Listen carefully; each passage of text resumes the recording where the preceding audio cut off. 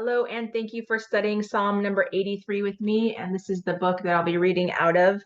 This psalm is a prayer regarding the wars against Israel in the days of Jehoshaphat, when the nations plotted against Israel.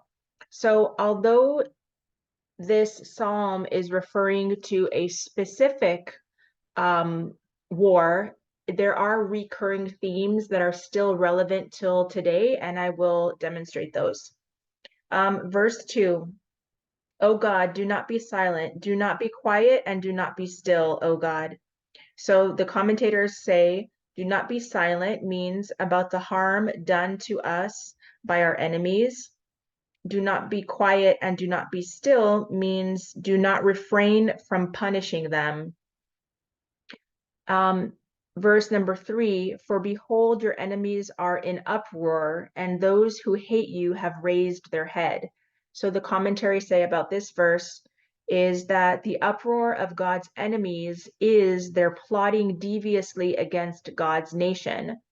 They are therefore called enemies of God.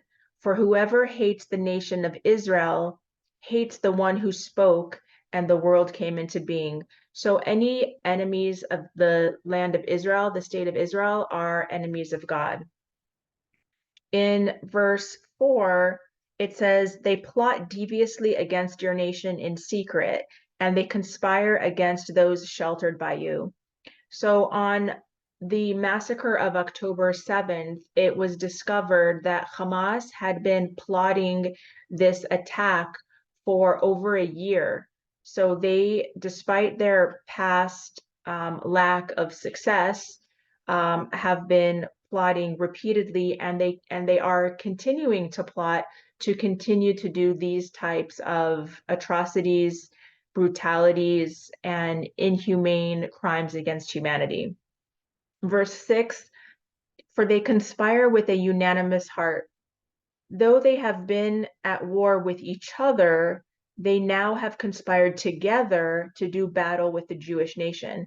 So amongst the Arab nations, there are wars where hundreds of thousands of people are killed. The Muslims, for example, have Shiites, and there's like many different sects of Muslim faith. And I forgot the name of one of the other big sects, but they kill each other out. But one thing that causes them to unite is their hatred of the Jewish nation. And so in this psalm, it talks about the Ishmaelites in verse 7. It names the Ishmaelites. And then in verse 8, it names Philistia, which is in Hebrew Peleshet.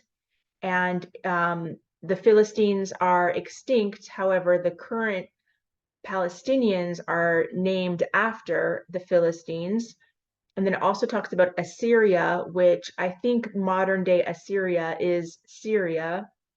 And it says, Assyria too joined with them and became the strength of the sons of Lot, Selah. So in the current Middle Eastern war, not only has Hamas and Palestine been sending missiles towards Israel, but so has Yemen, Jordan, and Syria joined in as well. Verse 13 says, let us inherit the dwellings of God for ourselves. So just like in the Hebrew Bible, in Genesis, and repeatedly all throughout the Torah, the Jewish Bible, God states over and over again that Israel is an inheritance for Abraham, Isaac, and Jacob, and the 12 tribes. And over again, it says that Israel is the land of the Jewish people. But these Arab nations, the Muslim Brotherhood, they say to themselves, let us inherit the dwellings of God for ourselves. So they know that they are trying to take something that is not theirs, something that God has bestowed on the Jewish people. So that's it for chapter 83. I hope that you continue to learn the Psalms and learn scripture and grow spiritually and have a beautiful new year. Thank you so much for joining me. God bless you and have a great day. Bye-bye.